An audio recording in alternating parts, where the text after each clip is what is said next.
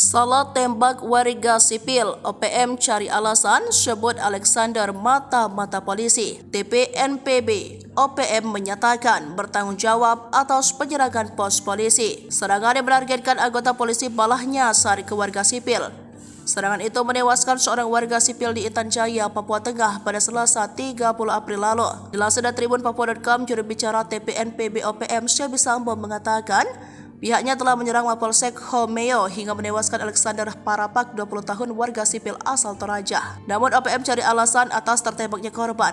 Syabi menuding warga sipil yang tewas sebagai anggota intelijen Polri yang menyebut Panglima Kodam Intan Jaya Undios Kogoye memimpin serangan. Dalam kotak tembak tersebut, pasukan TPNPB berhasil tembak mati seorang anggota Intel Indonesia, kata Syabi dalam siaran pers kepada Tribun Papua.com Rabu 1 Mei 2024. Syabi menegaskan Indios Kogoya siap bertanggung jawab atas rangkaian aksi di wilayah Kodam Intan Jaya. Merespon pernyataan ini, pasukan TNI Polri memobilisasi pasukan ke Intan Jaya untuk memburu Undios Kogoya dan Aibon Kogoya.